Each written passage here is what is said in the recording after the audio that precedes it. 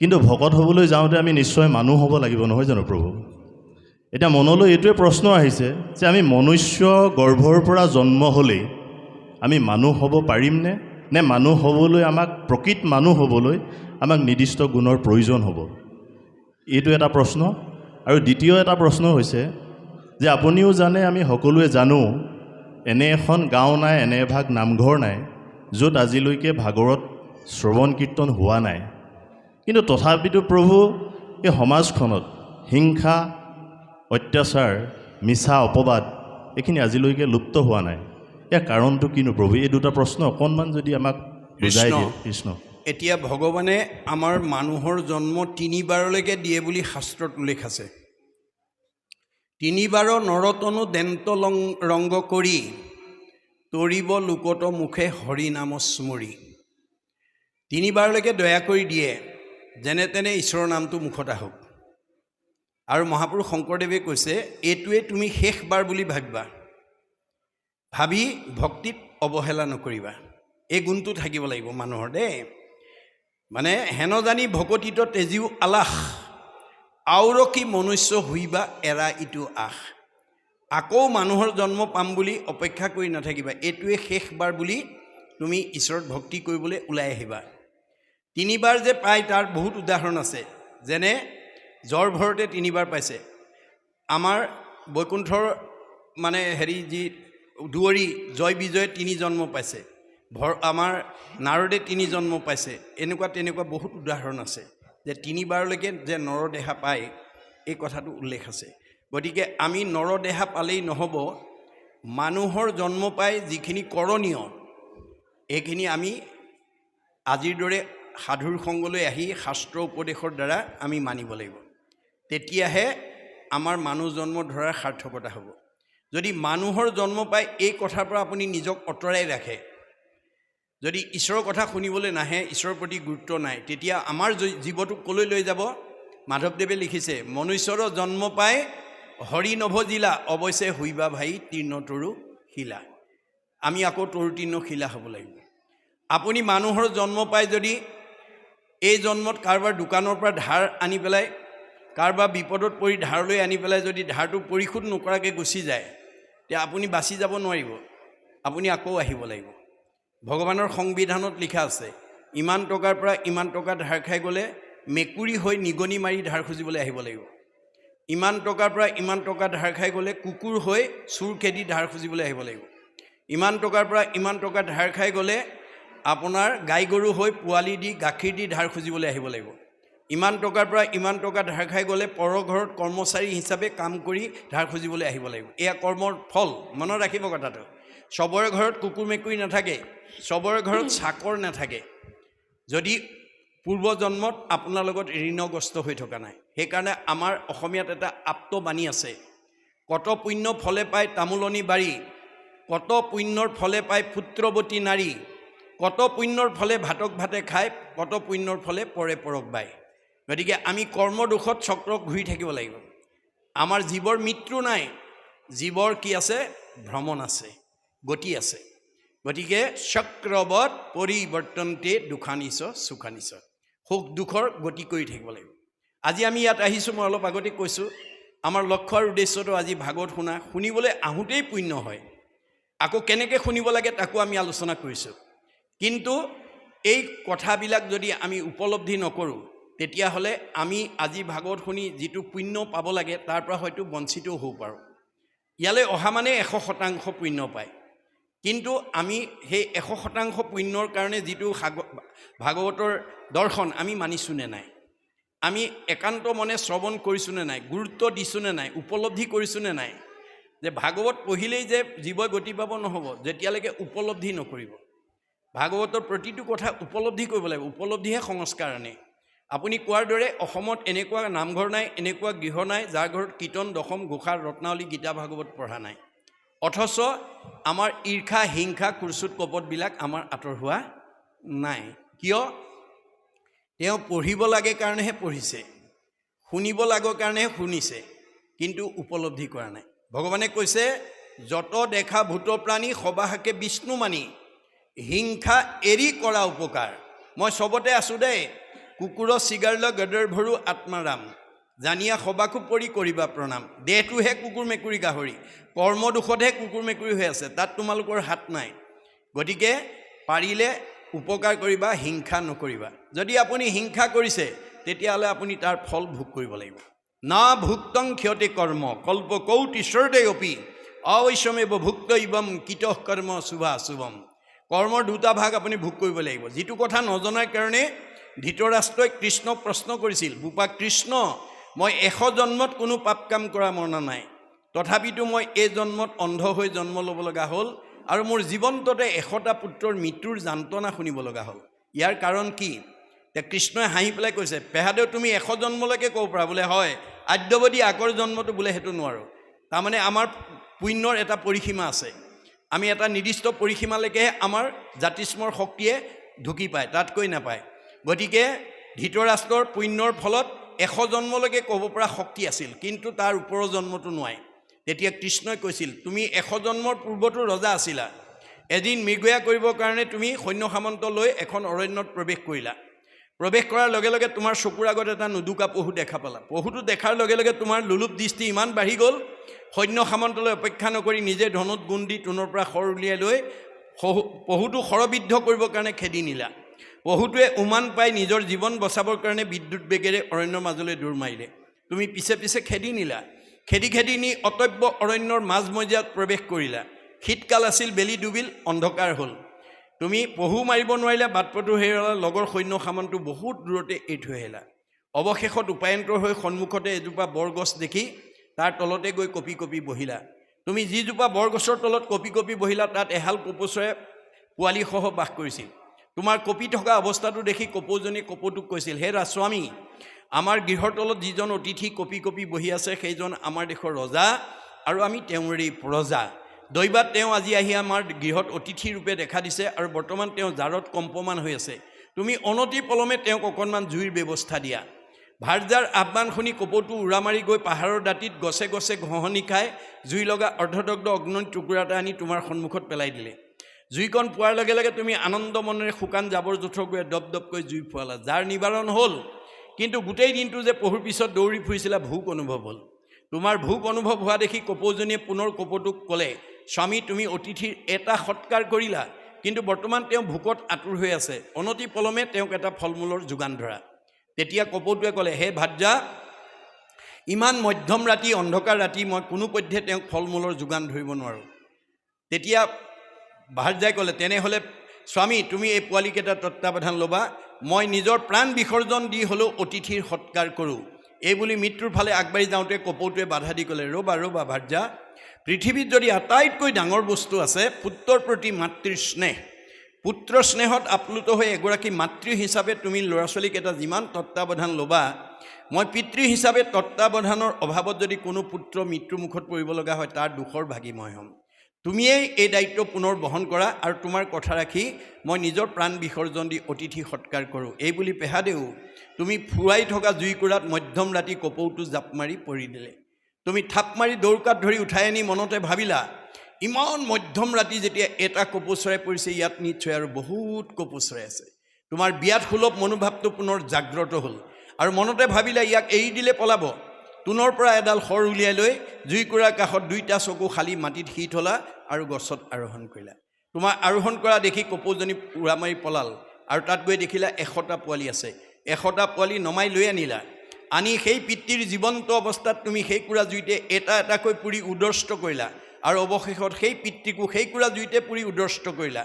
পেহাদেউ, 100 জন্মৰ পূৰ্বত তুমি যি কৃতজ্ঞ কৰ্ম কৰিলা, উপকাৰী অপকাৰ কৰিলা, বিগত 100 জন্মত তুমি তাক ধুই নিকা কৰিব নোৱাৰিলা, যাৰ কাৰণে তুমি এই জন্মত অন্ধ হৈ জন্ম ল'ব লগা হ'ল আৰু তুমি জীৱন্ততে 100টা পুত্ৰৰ মৃত্যুৰ যান্ত্ৰণা শুনিবা হ'ল। না ভুক্তং ক্ষতে কৰ্ম কল্প কৌটিশ্বৰতে অপি অৱশ্যমেব ভুক্ত ইবম কিতঃ কৰ্ম শুভাশুভম। গতিকে ধৃতৰাষ্ট্ৰই যদি 100 জন্মৰ পূৰ্বতে কৰা কৃতজ্ঞ কৰ্মৰ ফল 100 জন্মত ভুগিব লাগে, আমি এই জন্মত যদি কিবা স্বাৰ্থ সিদ্ধিৰ কাৰণে আমি তেনে ভুল কৰোঁ, আমি জানো সাৰি যাব পাৰিম?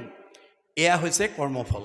এই কৰ্মফলৰ ওপৰতে মানুহ হৈও গছ লতাত বাঘ সিংহ হ'বলগীয়া হ'ব পাৰে আৰু গছ লতায়ো হয়তো মানুহৰ ঠাইলৈ আগবাঢ়ি আহিব পাৰে। এইটোৱে হৈছে বেদৰ দৰ্শন। কৃষ্ণ হৈছে।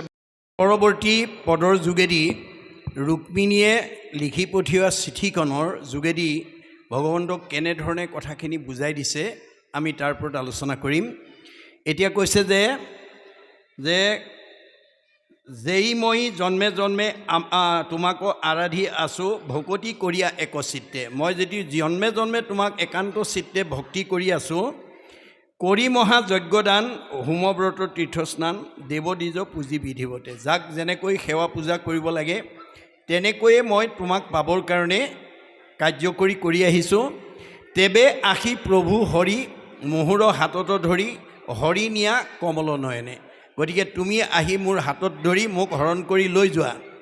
শিশুপাল আদি কৰি চুইবাক নপাওক মোক, তেবে মোৰ ৰহয় জীৱন।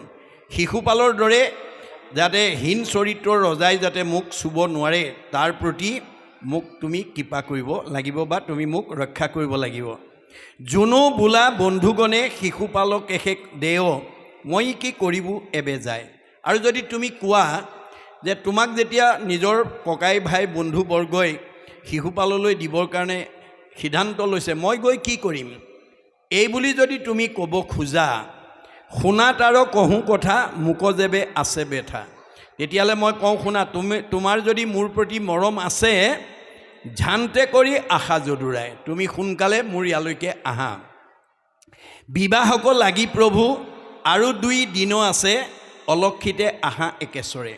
যে এতিয়াও বিবাহৰ তাৰিখ 2টা দিন বাকী আছে, তুমি অলক্ষিতে কোনেও লক্ষ্য কৰিব নোৱাৰাকৈ তুমি ইয়ালৈকে আহা।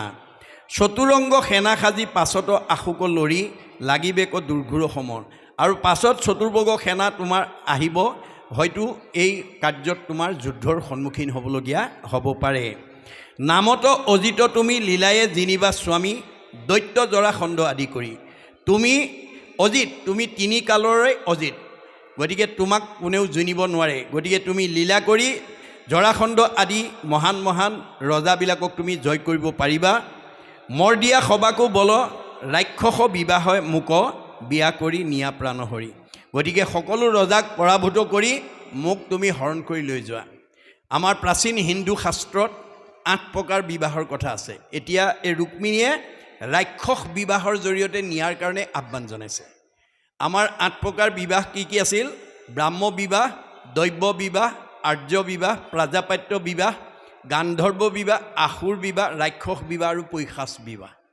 ইয়াৰ পূৰ্বৱৰ্তী 4 প্ৰকাৰ অনুমোদিত এপ্ৰুভ, পৰৱৰ্তী 4 প্ৰকাৰ অননুমোদিত আন এপ্ৰুভ। গতিকে এই 8 প্ৰকাৰ প্ৰাচীন হিন্দু শাস্ত্ৰত উল্লেখিত বিবাহবিলাকৰ নীতিবিলাকো বেলেগ বেলেগ আছিল। ব্ৰাহ্ম বিবাহৰ প্ৰাচীন পদ্ধতি আছিল এজন উপযুক্ত পাত্ৰক আমন্ত্ৰণ কৰি আনি কইনা সম্প্ৰদান কৰাৰ যিটো প্ৰাচীন প্ৰথা আছিল তাক বোলা হৈছিল ব্ৰাহ্ম বিবাহ। দৈব্য বিবাহৰ প্ৰাচীন প্ৰথা আছিল যজ্ঞ কাৰ্যত নিযুক্ত থকা ঋতিকক দক্ষিণাস্বৰূপে কন্যা সম্প্ৰদান কৰাৰ যিটো প্ৰাচীন প্ৰথা আছিল তাক বোলা হৈছিল দৈব্য বিবাহ। আৰ্য বিবাহৰ প্ৰাচীন পদ্ধতি আছিল বৰৰ পৰা এটা বলদ বা এজনী গাই বা দুযোৰ গাই বলদ লৈ মানে কন্যা দিয়াৰ যিটো নিয়ম আছিল তাক বোলা হৈছিল আৰ্য বিবাহ। আৰু প্ৰাজাপাত্য বিবাহৰ প্ৰাচীন পদ্ধতি আছিল দুয়ো মিলি ধৰ্ম কাৰ্য পালন কৰি চলিবা। এই অমোঘ বাণীৰে সৈতে কইনা সম্প্ৰদান কৰা যিটো প্ৰাচীন প্ৰথা আছিল তাক বোলা হৈছিল প্ৰাজাপাত্য বিবাহ। এইকেইটা আছিল অনুমোদিত বিবাহ। অননুমোদিত 4 প্ৰকাৰ বিবাহো প্ৰাচীন পদ্ধতি বেলেগ বেলেগ আছিল। গান্ধৰ্ব বিবাহৰ প্ৰাচীন পদ্ধতি আছিল পিতৃ মাতৃৰ অজ্ঞাতে বা পিতৃ মাতৃৰ পৰা কোনো অনুমতি নোলোৱাকৈ সকামা নাৰী পুৰুষৰ মিলন বশত যি বিবাহ সম্পাদিত হৈছিল সেই বিবাহক কৈছিল গান্ধৰ্ব বিবাহ। আসুৰ বিবাহৰ প্ৰাচীন পদ্ধতি আছিল ধন দি কইনা কিনি বিয়া পতাৰ যিটো প্ৰাচীন পদ্ধতি আছিল তাক বোলা হৈছিল আসুৰ বিবাহ। ৰাক্ষস বিবাহৰ প্ৰাচীন পদ্ধতি আছিল যুদ্ধ কৰি বলপূৰ্বকভাৱে কইনা হৰণ কৰি নি বিয়া পতাৰ যিটো প্ৰাচীন প্ৰথা আছিল তাক ৰাক্ষস বিবাহ বুলি কৈছিল। এতিয়া ৰুক্মিণীয়ে সেই বিবাহৰ কাৰণে আমন্ত্ৰণ কৰিছে, তুমি ৰাক্ষস বিবাহৰ দৰে বিবাহৰ জৰিয়তে মোক লৈ যোৱা। আৰু মানে ৰাক্ষস বিবাহ, গতিকে এই ধৰণে আমাৰ 8 প্ৰকাৰ বিবাহৰ কথা উল্লেখ আছে। এতিয়া ৰুক্মিণীয়ে তেওঁক ৰাক্ষস বিবাহৰ দ্বাৰা মানে তেওঁক লৈ যাবৰ কাৰণে আহ্বান জনাইছে যে মৰ দিয়া সবাৰো বল ৰাক্ষস বিবাহে মোক বিহা কৰি নিয়া প্ৰাণহৰি। যাতে তুমি বিপক্ষক যুদ্ধ কৰি মানে পৰাজিত কৰি বলপূৰ্বকভাৱে মোক লৈ যোৱা, এই আহ্বান জনাইছে। তাৰপিছত যেবে বোলা শিশু পালে বলক মৰ দিবো মই, তাক লাগি কিছু চিন্তা নাই। যে শিশুপালক তুমি হেৰি কৰিবলৈ পৰাভূত কৰিবলৈ তোমাৰ কোনো চিন্তা নাই। ৰাজাৰ কুমাৰী তুমি অন্তেশ পুৰত থাকা, তোমাকেহে পাইবা কোনো ঠাই। গতিকে তুমি সেই অন্তেশপুৰতে থাকা, তোমাক কোনে নিব পাৰে। বন্ধু বান্ধৱক তজু নামানিবে কেন কৰি, বিবাহ মই কৰিব তোমাক। যে বন্ধু বান্ধৱক অৱজ্ঞা কৰি মই তোমাক কেনেকৈ বিয়া পাতিম। ইহাৰ উত্তৰ প্ৰভু শুনিওক কহোঁ মই। এই বুলি যদি তুমি ক'ব খোজা, তেতিয়া মই তাৰ উত্তৰটো তোমাক কৈছোঁ শুনা। নলাগে বান্ধৱ বধিবাক, যে বন্ধু বান্ধৱক বধ কৰিব নালাগে। আমাৰো ৰাজ্যত হেন আছে এক কুলাচাৰ, দেৱযাত্ৰা বুলি কয় তাক। আমাৰ ৰাজ্যত এটা পৰম্পৰা আছে, যাক কি বুলি কয়, দেৱযাত্ৰা বুলি কোৱা হয়। বিবাহৰ পূৰ্বদিনা প্ৰথমে কন্যাক নিয়া নমস্কাৰ কৰাৱে দুৰ্গাক। আমাৰ ৰাজ্যত এটা প্ৰচলিত প্ৰাচীন প্ৰথা আছে যে বিবাহৰ আগদিনাখন কইনাজনীক নি দুৰ্গাক সেৱা কৰা হয়। কৃষ্ণ মই প্ৰভু সেইদিনা মন্দিৰৰ বাজ হুয়া, যাইবো মহামায়া পুজিবাক। সেইদিনাখন মই অৰ্থাৎ বিবাহৰ আগদিনা মই মানে দুৰ্গা পূজা সেৱা কৰিবৰ কাৰণে মই ৰাজ্যৰ মাজৰ পৰা ওলাই যাম। মোক যি আবুৰত ৰাখিছে তাৰ পৰা মই ওলাই যাম। গৃহক আচন্তে চলি সেই বেলা বনমালী অপ্ৰয়াসে হৰিবা আমাক। আৰু সেই সুযোগতে তুমি মোক হৰণ কৰি লৈ যাবা। এইখিনিলৈকে কথাখিনি চিঠিৰ মাজেদি কৈ আছে। ইয়াৰ পৰৱৰ্তী কথাখিনি কি ক'ব আমি আকৌ পুনৰ আলোচনা কৰিম। বাহক। কৃষ্ণ এই পদৰ যোগেদি আমাক দেখাইছে যে ৰুক্মিণীয়ে কৈছে, যেবে বোলা কি কাৰণে এতেকে প্ৰবন্ধ কৰা, শিশুপাল সৰ্বগুণাকৰ। যে তুমি ইমানকৈ মোক পাবৰ কাৰণে কিয় যত্ন কৰিছা। শিশুপালোতো সকলো গুণৰে এজন ৰজা, সৰ্বগুণাকৰ ৰজা। তাকে বৰ স্বামী কৰি বুলিবাহা যদি হৰি, তেবে শুনা মুহুৰ উত্তৰ। আৰু তুমি যদি কোৱা তেওঁ সেইজনকেই তুমি স্বামী বৰণ কৰা, এই বুলি যদি তুমি মোক ক'ব খোজা, তেতিয়া মই তাৰ উত্তৰটো কওঁ শুনা। উমাপতি সমসৰ মহন্তসকলে যাৰ, বাঞ্চে পদ পংকজৰ ধূলি, তুমি তুমি মাধৱৰ প্ৰসাদ নাপাওঁ যেবে, তেবে জীৱ তেজীবো সমলি। যে তুমি উমাপতি সমৰ যিসকল মহন্তই তোমাৰ চৰণৰ ধূলি কামনা কৰে, গতিকে সেইজন ভগৱন্তৰ পদ কমলৰ পৰা যদি মই বঞ্চিত হওঁ, তেতিয়াহ'লে মই জীৱন ত্যাগ কৰিম, মই মৃত্যুক সাৱটি ল'ম। শিশুপালৰ নৃপতিক বিষ্টাত অধিক দেখোঁ। যে শিশুপাল নৃপতিক মই বিষ্টা তুল্য দেখোঁ। চক্ষু নাচাওঁ তেৰ কৰি, তাৰফালে মই কেৰাহীকৈও নাচাওঁ। তোমাৰো ৰাতুল দুই চৰণ হিয়াত ধৰি, প্ৰাণক তেজিবো মই হৰি। আৰু যদি তুমি মোক ইয়াৰ পৰা বঞ্চিত কৰা, তেতিয়াহ'লে তোমাৰ সেই ৰঙা চৰণযোৰৰ হৃদয়ত চিন্তা কৰি মই প্ৰাণ ত্যাগ কৰিম। উপবাস ব্ৰত ধৰি শৰীৰক ক্ষীণ কৰি, এহিমতে কোটি যুগ মানে। মই বহুত দিন ধৰি উপবাসে থাকি তোমাৰ চৰণ চিন্তা কৰি আহিছোঁ। তজু পদ প্ৰসাদক যাৱত নাপাওঁ মানে, তাৱে মই নেৰিবো যতনে। তোমাৰ প্ৰসাদ যেতিয়ালৈকে কৃপা মই নাপাম, তেতিয়ালৈকে মই এই যত্ন কেতিয়াও ত্যাগ নকৰোঁ। হেন জানি কৃপা সিন্ধু, ভকত জনৰ বন্ধু, মূৰ প্ৰাণ ৰাখা আশী হৰি। তুমি ভকতৰ বন্ধু, তুমি ভকতক ভাল পোৱা, এই কথা মই জানো। গতিকে তুমি মোৰ প্ৰাণ ৰক্ষা কৰা। সত্যে সত্যে সত্যে সত্যে আনময়ী নভজিব, তোমাকেহে আছো বুকে ধৰি। মই সত্য সত্য কৰি তোমাক কৈছোঁ যে তোমাৰ বিনে মই আনক কেতিয়াও ভজিব নোৱাৰোঁ। এইখিনিলৈকে তেওঁ মনৰ কথা ক'লে। তাৰপিছতেই মহাপুৰুষে আমাক সঞ্জীৱনী স্বৰূপ উপদেশ বাণী দিছে। কি বুলি? শুনিওক সভাসদ হুয়া আতি নিশবদ, ৰুক্মিণীৰ দেখিও ভকতি। যে ৰুক্মিণীৰ ঈশ্বৰৰ প্ৰতি যিটো ভক্তি, এইটো তোমালোকে মানে নিশবদৰে শুনা। যে আমি ভগৱন্তৰ কথা কেনেকৈ শুনিলে আমি লাভৱান হ'ম, এই কথাও ভাগৱতত উল্লেখ আছে। ভগৱন্তই কৈছে, অৰ্জুনক কৈছে, এই অৰ্জুন, তুমি জীৱনৰ যিদিনা যিটো মুহূৰ্তত মোৰ অমৃতময় কথা শ্ৰদ্ধাৰে শুনিবা, সেইদিনা তুমি দুগুণ দুগুণ পাপৰ পৰা নিজক মুক্ত কৰিব পাৰিবা। আৰু যদি অনিচ্ছাকৃতভাৱে শুনা তেতিয়াহ'লে তুমি এগুণ পাপৰ পৰাহে নিজক মুক্ত কৰিব পাৰিবা। অপৰম মংগল নাম জীপুনচৰ ধায়ে শুনৈ, হৰৈ পাপ তাহাৰ দুগুণ, অনিচ্ছাত এক গুণ, শ্ৰদ্ধাত দুগুণ নাম, এহি মতে বুজিবা অৰ্জুন। আজি আমি সকলোৱে এটা লক্ষ্য আৰু উদ্দেশ্যত আমি আজি নামঘৰত আমি নামঘৰলৈ ঈশ্বৰৰ কথা শুনিবলৈ অহাৰ লগে লগে আমাৰ কি হয়? উপজয় পুণ্য, পাপ হুৱে দূৰ, মিলে মহামুখ্য সুখ প্ৰচুৰ। আপোনালোকে ঘৰৰ পৰা ওলাই আহোঁতে নামঘৰলৈ ভাগৱত শুনিম বুলি ওলাই অহাৰ লগে লগে যদি বাটত কোনোবা বন্ধু বান্ধৱ বা আলহী অতিথিয়ে লগ পাই যদি আপোনালোকক দৰ্শন প্ৰৰ্শন কৰে, তেতিয়াহ'লে তেওঁৰ ইমানেই পুণ্য হয়, গা নুধুলেও হয় বুলি কৈছে। মনত ৰাখিব কথাটো। আপোনালোকে নামঘৰলৈ ভাগৱত শুনিম বুলি ঘৰৰ পৰা ওলাই আহোঁতে বাটত যদি কোনো বন্ধু বান্ধৱ ভকত বৈষ্ণৱে আপোনাক লগ পাই যদি কথা পাতে বা দৰ্শন প্ৰৰ্শন হয়, সেই দৰ্শন হোৱাজনৰ ইমানেই পুণ্য হয়, গা নুধুলেও হয়। বেদত কৈছে বৈষ্ণৱালয় সমীপ স্থান, বিষ্ণু সেৱাৰ্থে গতান, চাণ্ডালান পতিতান পিস্পৃষ্টুৱা ন স্নান মাচুৰিত। গতিকে তেওঁ ইমানেই পুণ্য হয় যে তেওঁ গা নুধুলেও হয়। আৰু এই বিজ্ঞানসন্মত তথ্যটো একাদশ স্কন্ধ ভাগৱতত বিদুৰে উদ্ধৱক উদ্দেশ্যি কৈছে। আপোনালোকে জানে যে মহাভাৰতৰ যুদ্ধৰ প্ৰাক মুহূৰ্ততেই বিদুৰক মাতি আনি ধৃতৰাষ্ট্ৰই পৰামৰ্শ লৈছিল। বৈমাতৃ ভাতৃ বিদুৰক মাতি আনি কৈছিল যে ভাতৃ কোৱাচোন, আমি পঞ্চপাণ্ডৱৰ অংশটো দিব লাগে নে নালাগে? মহাভক্ত বিদুৰে তেতিয়া ককায়েকক কৈছিল, দাদা, পঞ্চপাণ্ডৱ আমাৰ ভতিজা, ভতিজাৰ সম্পত্তিটো আত্মসাৎ কৰিব নাপায়, তেওঁলোকৰ প্ৰাপ্যটো দিব লাগে। কিন্তু পুত্ৰ মোহত মোহান্ধ ধৃতৰাষ্ট্ৰই সেই কথাটো মানি নলয় তাৰ উপৰি কি কৰিলে? দুৰ্যোধনে অকথ্য গালি পাৰিলে, যাৰ কাৰণে বিদুৰ অসন্তুষ্ট হৈ মহাভাৰতৰ যুদ্ধৰ পূৰ্বতে সকলো ৰাজ সন্মান ত্যাগ কৰি তীৰ্থলৈ গুচি গ'ল।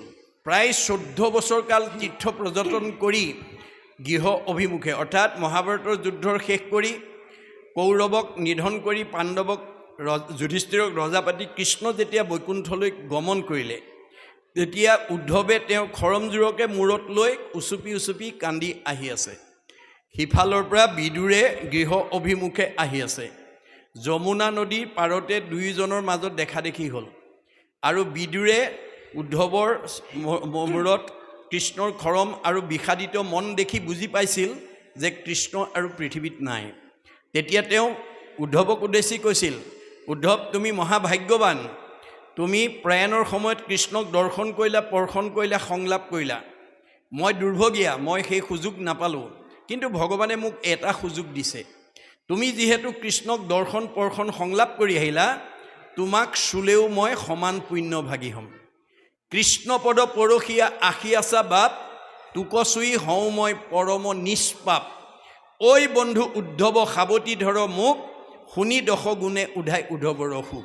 উদ্ধৱে তেতিয়ালৈকে বুজি পোৱা নাছিল যে ঈশ্বৰৰ কথা শুনা কোৱাজনক দৰ্শন পৰ্শন হ'লে আনৰ পুণ্য হয়। ই বিজ্ঞানসন্মত সত্য। এজন খৰখজুতি হোৱা সংক্ৰামক ৰোগী মানুহক যদি কোনোবাই সাৱটি ধৰে, তেওঁ পিন্ধা কাপোৰ যদি কোনোবাই পিন্ধে, তেওঁ শোৱা বিচনাত যদি শুৱে, তেতিয়াহ'লে ভাল মানুহজনৰ গালৈ সংক্ৰামক ৰোগটো সংক্ৰমিত হয়। কিয়নো সংক্ৰামক ৰোগৰ অনুৰেণু তেওঁ পিন্ধা কাপোৰ, শোৱা বিচনা, বহা ঠাইত সংক্ৰমিত হৈ থাকে। এইটো যেনেকৈ বাস্তৱ সত্য, বিজ্ঞানসন্মত সত্য, ঠিক তেনেকৈ সন্ত মহন্ত ভক্ত বৈষ্ণৱে পৰিধান কৰা কাপোৰ, শোৱা বিচনা, বহা ঠাইতো সদ্গুণৰ অনুৰেণু সংক্ৰমিত হৈ থাকে। আৰু সেইজনক যদি কোনোবাই চুৱে বা দৰ্শন কৰে, তেতিয়া দৰ্শন কৰাজনৰ পাপ বিনা হয়। দৰ্শনাৎ সেৱাত পাপনাশিনী। আজি আপোনালোকে 4 দিন কাৰ্যসূচীত কোনোবাই হয়তো 4 দিনে একেলগে এনেকৈ বহি সময় দিব নোৱাৰিব পাৰে, কিন্তু অন্তত আহি দৰ্শন এটা কৰি যাতে সেৱা এটা কৰি যায় দেই। উদ্ধৱেও যেতিয়া কৃষ্ণ বৈকুণ্ঠলৈ যাব ওলাইছিল এই প্ৰতিবাদটোৱে কৰিছিল যে প্ৰভু তুমি মোৰ বৰদেউতাৰ ল'ৰা বসুদেৱৰ পুতেক আৰু মই তোমাৰ খুৰাৰ পুতেক দেৱভাগৰ পুতেক মই উদ্ধৱ বংশৰ ফালৰ পৰা তুমি মই ককাই ভাই তোমাৰ মোৰ মাজত 5 বছৰ বয়সৰ পৰাই নিবিড় সম্পৰ্ক হৈ আছে আৰু এতিয়া মই ইংগিততে বুজি পাইছোঁ তুমি মোক এৰি দেৱকাৰ্য সাধন কৰি নিজ ধামলৈ যাব ওলাইছা অকলে গ'লে নহ'ব তুমি মোকো লৈ যাব লাগিব কিয়নো তোমাৰ অবিহনে মই এক খন্তেকো ইয়াত থাকিব নোৱাৰিম তোমাৰ অবিহনে মোৰ জগত অন্ধকাৰময় গতিকে তুমি মোক লগত নিব লাগিব এতিয়া পদৰ মাজেদি আমাক কি ক'ব বিচাৰিছে ব্ৰাহ্মণ বদতি প্ৰভু শুনা যদুপতি এহি গুপ্য সন্দেহ পঠাইলা মহাসতী যে চিঠিখন পাঠ কৰি ব্ৰাহ্মণে অৰ্থাৎ বেদনিধিয়ে ভগৱন্তক কৈছে এই কথাখিনিকে তোমালৈ প্ৰেৰণ কৰিছে নিবেদিলোঁ আশীতজু চৰণ কমলে বিমৰিষি যেন যোৱাই কৰায়ো সকলে গতিকে তোমাক মই গোটেই কথাখিনি নিবেদন কৰিলোঁ এতিয়া তুমি কি কৰিলে ভাল হয় তুমি চিন্তা কৰি কাৰ্যকৰী কৰা শুক নিগদতি শুনিও ক বিষ্ণুৰাত ৰুক্মিণীৰ সন্দেহ শুনিও যদুনাথ এতিয়া এই কথাখিনি আকৌ শুক মুনিয়ে মৃত্যুমুখী পৰীক্ষিতৰ আগত কৈছে যে এনেকৈ যে ৰুক্মিণীৰ সন্দেহ শুনিয়া যদুনাথ ৰুক্মিণীৰ মনৰ সন্দেহখিনি শুনাৰ পিছত ভগৱন্তই কি কৰিলে আনন্দে দ্ৰবিল তনু শিহৰে সঘনে প্ৰেমত লুটক ঝৰে কমল নয়নে যে ৰুক্মিণী তেওঁৰ প্ৰতি যি শ্ৰদ্ধা ভক্তি অনুৰাগ এইটো দেখি তেওঁৰ শৰীৰ শিহৰণ উঠিছে ৰোমাঞ্চ উঠিছে প্ৰেমত চকুপানী ওলাই গৈছে বিপ্ৰৰ হাতত আপোনাৰো হাতে ধৰি মধুৰ বচনে হাঁহি মাতিলা শ্ৰীহৰি তাৰপিছত বেদনিধিক হাতত ধৰি তেওঁ আনন্দ মনেৰে কৈছে দেখিও ক দিজ মূৰ কেমনে অৱস্থা ঝৰে তনু মন শুনি ৰুক্মিণীৰ কথা তুমি মোৰ মুখলৈ চোৱা মোৰ ৰুক্মিণীৰ যি প্ৰেম মোৰ প্ৰতি যি শ্ৰদ্ধা মোৰ প্ৰতি যি অনুৰাগ এই কথা দেখি মোৰ চকুৰ পানী ওলাই গৈছে মোৰ মন মানে উত্ৰাউল হৈ গৈছে যেনমতে মুক চিন্তি ৰুক্মিণী সুন্দৰী নিদ্ৰা নাযায় ৰাতি দিনে থাকে চিন্তা কৰি যে মোৰ চিন্তা কৰি তেওঁ টোপনি নোযোৱাকৈ ৰাতি দিন মোক চিন্তা কৰি কটাই আছে ময়ো সেইমতে ৰুক্মিণীক চিন্তি আতি কৰোঁ উৎপাত নিদ্ৰা নাখে দিনে ৰাতি এতিয়া ৰুক্মিণীৰ কথা ভাবি মোৰো টোপনি নহা হৈছে ময়ো ৰাতি দিনে তেওঁৰ কথা ভাবি আছোঁ শুনিও ক মই নিদ্ৰা নাযাওঁ যি কাৰণে তুমি নকহিলে মই জানোহো আপোনে যে মোৰ কি কাৰণে টোপনি নাহে তুমি নকলেও মই সেই কথা জানো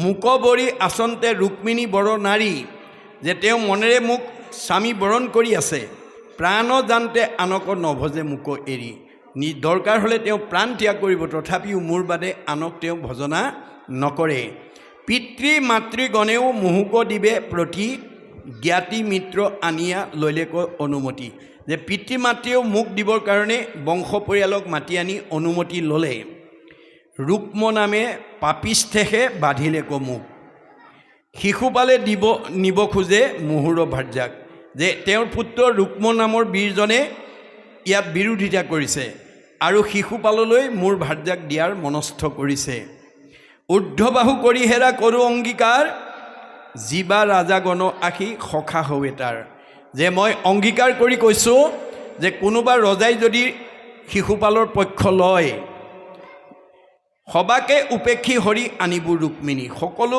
মানে মই উপেক্ষা কৰি ৰুক্মিণীক হৰণ কৰি আনিম কাষ্ঠৰ মাজৰ পৰা অগ্নিশিখা যেনেকৈ কাঠৰ পৰা অগ্নিশিখা ওলাই আহে ময়ো সেই সমস্ত বিৰোধী পক্ষৰ মাজৰ পৰা মই ৰুক্মিণীক লৈ আহিম সৰ্বাংগ সুন্দৰী সৰ্বগুণে সুলক্ষণী মোতেহে একান্তে অৰ্পি আছে প্ৰাণখানি তেওঁ সকলোতকৈ সুন্দৰ গতিকে তেওঁ এগৰাকী সুলক্ষণী নাৰী আৰু মোতেই তেওঁ গোটেই প্ৰাণ অৰ্পণ কৰি আছে হেন জানি কোনোমতে তেজীবু সুন্দৰী ভক্তক তেজন্তে মোৰ প্ৰাণ যায় চাৰি যে মই ভক্তক এৰি কেতিয়াও থাকিব নোৱাৰোঁ গতিকে মোৰ প্ৰতি তেওঁৰ যি শ্ৰদ্ধা যিটো আসক্তি মই তেওঁ মনৰ কামনা পূৰণ কৰিমেই এহি বুলি বিপ্ৰক বুলিলন্ত যদুপতি বিবাহ নক্ষত্ৰ মিলে পৰহি ৰাতিলৈ বিবাহ মিলন হৈছে নক্ষত্ৰ মিলিছে শীঘ্ৰে চলো বুলি দাৰুকক মাতি আনি ৰথ সাজি আনা আদে শিলা চক্ৰপাণি। আৰু দাৰুকক মাতি আনি ক'লে যে তুমি ৰথখন সজাই পৰাই আনা। এইখিনিলৈকে আমাৰ পদেদি কৈছে। পৰৱৰ্তী পদেদি কি ক'ব আমি আকৌ পুনৰ পদে বন্ধে আলোচনা কৰিম। বাহক।